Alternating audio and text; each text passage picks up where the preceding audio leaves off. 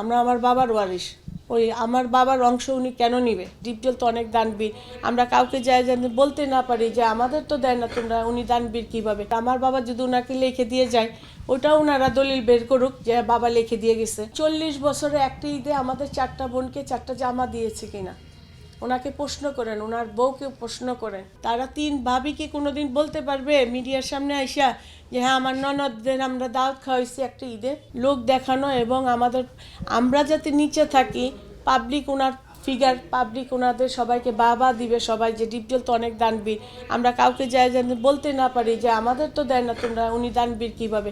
এই জন্য আল্লাহ আমাদের এই পথটা করে দিছে। উনি কেন প্যাকেজ বিক্রি করতে যাবে? আর আজকে জনগণ সারা বিশ্বে কেন দেখবে যে উনি কোত্থেকে দানবীর হয়েছে বা দানবীরের কাজটা উনি কি করলো বোনদের সাথে? আমরা তো ওনার ওয়ারিশ না, আমরা আমার বাবার ওয়ারিশ। ওই আমার বাবার অংশ উনি কেন নিবে? কেন একা খাবে? উনি দিয়ে দেখ, ওনারটা তো আমরা চাচ্ছি না। ওনার ছেলে মেয়ে দেখেন কি লাক্সারিভাবে দিন যাপন করতেছে, আমাদের এই অবস্থা কেন? আমাদের বাসাগুলো ঘুরেন আপনারা, 4 বোনের বাসায় যান, দেখেন কি অবস্থায় আছে।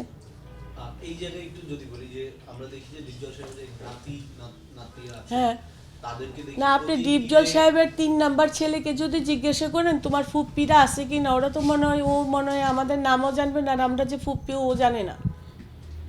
ওরা জানে না যে ওর বাবার কোনো বোন আছে, জানে না। এই কারণে বোন ফুপ্পিরা তো গরিব মানুষ, তো ওদের পরিচয় দিতে তোদের লজ্জা বোধ হয়। আপনি তো আপনার যে প্রপার্টি আছে সেটা পাওয়ার পর তো আপনার গরিব থাকার কথা না, বাংলাদেশে না কেন? এখন পাইলে আমি তার গরিব থাকবো না? আর ওনার দানও আমার লাগবে না। ওনার দান আমার কেন লাগবে? উনি 2 গুণ 3 গুণ 4 গুণ কেন আমাকে দিবে? কেন বলে মিডিয়ার সামনে যে ওনার কাছে চাইলে আমরা 4 গুণ দিতাম?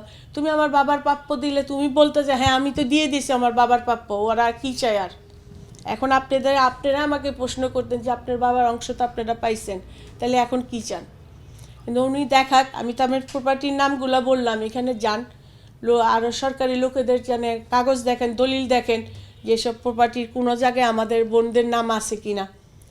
এত তো প্রপার্টি তো দলিল করা আছেই অবশ্যই। ওনার আর আমার বাবা যদি ওনাকে লিখে দিয়ে যায়, ওটাও ওনারা দলিল বের করুক যে বাবা লিখে দিয়ে গেছে। না, এগুলি ওনার ফ্যামিলি করতেছে, ওনারটা করতেছে। ওনার ডিপজল ভাইকে জিজ্ঞেসে করেন, আমি কিন্তু আরেকজনকে বলছি, ওটা কে ছিল, যে ওনাকে প্রশ্ন করেন এই 40 বছরে 40টা ঈদ তো রোজার ঈদ গেছে, 40টা কুরবানি ঈদ গেছে, তো আমাদের একটা জামা বছরে গরিব মানুষ তাদের বাসায় বোনদের বাইরে একটা গিফট পাঠায়, তো উনি 40 বছরে একটা ঈদে আমাদের 4টা বোনকে 4টা জামা দিয়েছে কিনা ওনাকে প্রশ্ন করেন, ওনার বউকে প্রশ্ন করেন।